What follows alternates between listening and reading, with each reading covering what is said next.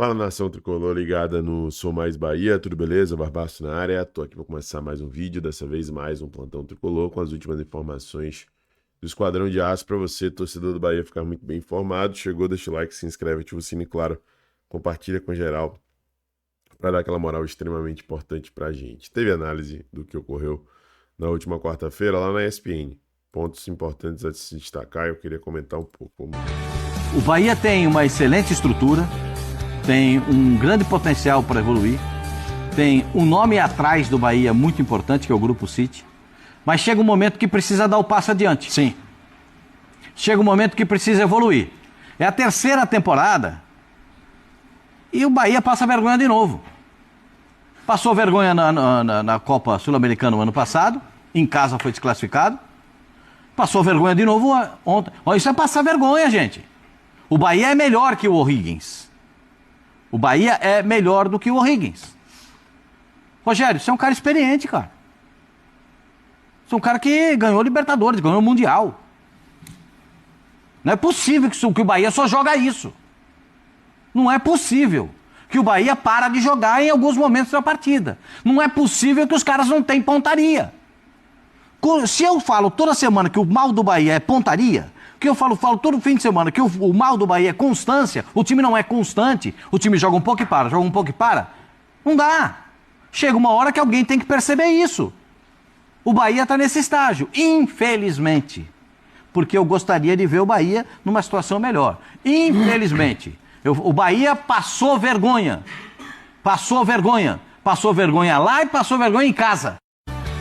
O Bahia tem uma excelente... E o Bahia tem passado vergonha, infelizmente a realidade é essa, com o Rogério Ceni em torneios decisivos, né, em jogos de mata-mata. O Bahia tem passado vergonha sob o comando de Rogério Ceni. Eu já bati nessa tecla, ontem fiz uma análise de 22 minutos falando sobre isso, trazendo a minha percepção de maneira respeitosa, na medida do possível. Medida possível não, fui muito respeitoso, né? Não tenho nem me excedido tanto ultimamente, graças a Deus, estou conseguindo ter esse tipo de controle psicológico e emocional, mas é um resumo, é um fato, não tem como fugir desse dado, né? O time com o Rogério se acovarda, se aputanha em momentos decisivos, em momentos cruciais, e a gente tem visto, infelizmente, isso acontecer de maneira corriqueira. Aqui não é chorar pelo leite derramado, não é trazer aqui que a gente poderia estar em outra situação se o regulamento fosse diferente, não é esse o intuito. Mas o Vitor Candelho traz uma reflexão até para a gente pensar aí mudanças que podem vir a acontecer e outras tragédias que podem ser evitadas aí mais para frente, se possível, né? Mas enfim, deveria depender mais do Bahia do que de mudanças e alterações externas. O Bahia foi eliminado ontem e eu tenho uma crítica recorrente a como a Libertadores trata a distribuição dessas vagas na fase pré e o que acontece com os eliminados na fase pré. Por exemplo, em todos os países, eles seguem uma ordem de classificados, os melhores vão para a fase de grupos da Libertadores, os imediatamente melhores para a fase 2 da Libertadores, depois para a fase 1 da Libertadores, os países que não são agraciados, e aí depois vai a galera para a Sul-Americana. A ralé dos classificados vai para a Sul-Americana em cada um dos países. Com o Brasil não é diferente. Pois bem, o Bahia terminou o Brasileirão em sétimo. O Bahia jogou a fase 2 da Libertadores. Ele não tem o direito de perder. Se ele perde, ele não vai à Libertadores, evidentemente, e merecidamente o Bahia está fora da Libertadores. Tinha que ter ganhado o O'Higgins, concordo. Só que ele não tem chance de ir pra Sul-Americana. E o 14º do Brasileirão, que terminou 15, 20 pontos atrás, que se livrou do rebaixamento na última rodada, vai jogar a Sul de boa. Esse time vai jogar a Sul-Americana. Qual é a lógica disso? Alguém me explica, por favor. Caneta, não tem. Aí... você brocou, você foi bem demais agora, mas vamos ver como o Twitter conseguiu distorcer o que você disse, por favor. Aí, vários corintianos que não viram a tabela do Brasileirão do ano passado, acharam que eu estava alfinetando o Corinthians, que foi para Libertadores como campeão da Copa do Brasil. E aí, quando eu fui ver, tinha 600 comentários e a galera me xingando. Ah, não seu burro. Eu falei, cara, meu Deus. Não é possível, não é possível. Não, tá, abri aqui. Eu tô pasmo, cara.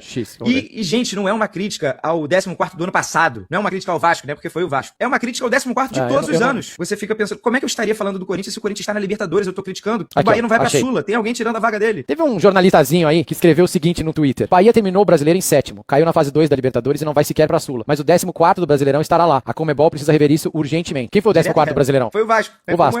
Todos os anos é alguém, o 14º. Isso. Quem ficou ofendido? A torcida do Corinthians que achou que tá falando do Corinthians que foi o 13º. Só que o Corinthians foi campeão da Copa do Brasil, ele não queria pra Sul-Americana, ele foi pra Libertadores.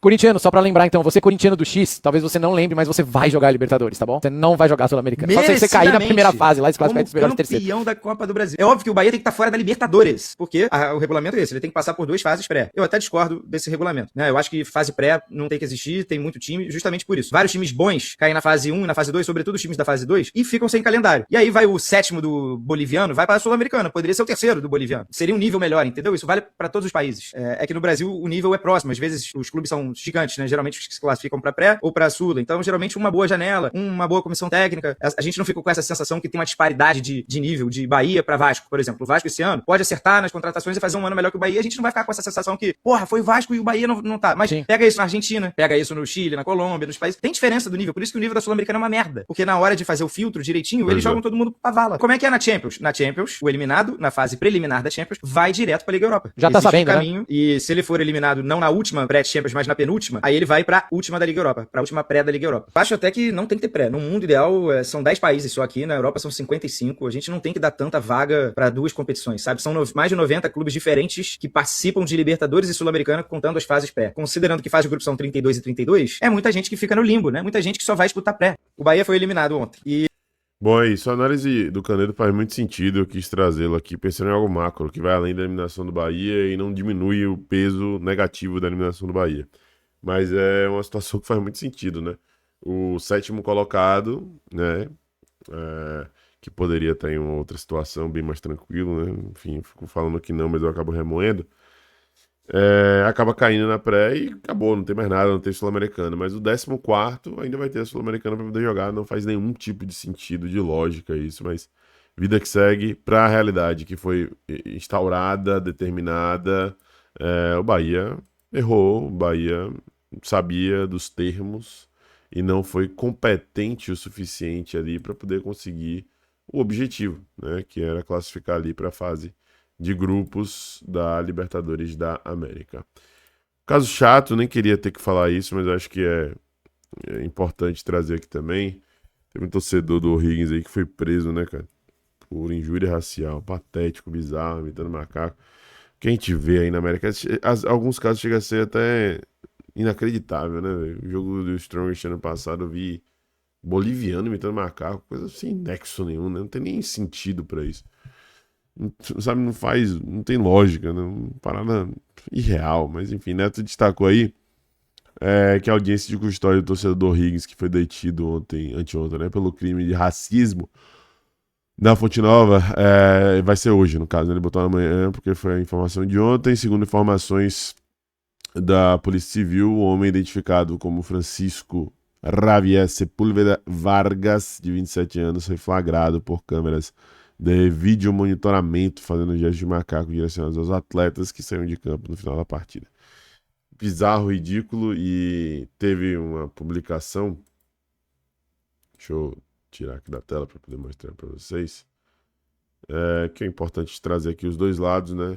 Todos os caras chilenos que eu encontrei nessa cobertura intensa que a gente teve a oportunidade de fazer foram bem respeitosos e tudo mais, né? É bom trazer os dois lados, e aí a Trincheira Celeste, né, na barra oficial de Ringues de Rancagua, ou seja, torcedores do próprio Ringues, se manifestaram aí falando que a Trincheira Celeste declara publicamente seu absoluto e categórico repúdio perante os atos e gestos racistas protagonizados pela pessoa que foi presa no Brasil durante o recente encontro internacional do nosso clube. Condenamos sem nuances qualquer manifestação de racismo, xenofobia ou discriminação.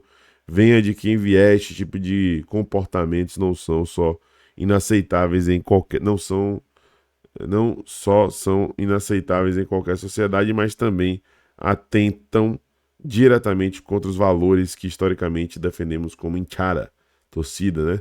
Respeito, paixão, bem compreendida, lealdade e orgulho pelas nossas cores. Queremos ser enfáticos, esse fato ocorrendo uma ação individual isolada que não representa nem interpreta o sentimento com a identidade Trincheira Celeste nem da família Celeste que acompanhou a equipe com respeito e amor pela camisa. Nosso bar construiu uma história incentivando em cada estádio dentro e fora do Chile com força e convicção, mas sempre entendendo que o futebol é uma festa popular que deve ser vivida sem violência e discriminação. Nada justifica um ato desta natureza. Expressamos nosso respeito pelo povo brasileiro e pelo clube rival, entendendo que o futebol une culturas e povos, não os divide. Reafirmamos nosso compromisso de continuar promovendo uma torcida apaixonada, organizada e consciente da responsabilidade que implica representar o O'Higgins em nossa cidade em qualquer lugar onde nos toque estar. O racismo não nos representa, as trincheiras celestes têm memória, identidade e valores, tá? É isso, cara. Bizarro, ridículo, é o tipo de situação que dá nojo ver que ainda ocorre, ainda acontece, né? Enfim, é isso. Amigos, só para poder fechar aqui o nosso plantão tricolor de hoje, cara, queria trazer aqui para vocês uma situação importante de ser destacada, né? Que teremos aí o lançamento da Pedra Fundamental, um evento ali de start, digamos assim, da construção do novo CT do Bahia, né? Lá em Camaçari, City Football Academy. Eu sei que não tem nem muito clima para poder ficar falando sobre isso ainda estou tentando também assimilar tudo o que aconteceu na quarta-feira, mas é relevante a gente abordar que teremos em breve aí o início definitivo das obras para poder levantar esse novo CT do nosso querido e amado Esporte Clube Bahia. Vou entrar aqui no Instagram de... Pô, botei o Caetano errado, cara, peraí. Deixa eu colocar aqui, o Caetano, prefeito de Camaçari, era o que eu tava procurando. Do nada, Caetano Veloso aí na sua tela, que também é excelente. Eu sou fã particularmente e é torcedor tricolor, né? Mas, enfim, o Caetano queria colocar o prefeito de Camaçari, que postou ali o registro, né? Deste encontro já ali para poder alinhar tudo para esse evento que ocorre hoje, tá? Terá cobertura especial, evidentemente, aí do Sou Mais Bahia, tá? Aparecendo aí o registro com o Ferran Soriano e tudo mais. Ele veio principalmente para isso, para Salvador, para poder acompanhar de perto esse evento. É isso, amigos. Se gostou, deixa o like, se inscreve, ativa o sino e compartilha. Abraço, até a próxima. Eu sou Mais Bahia, eu sou Mais Nordeste. E você?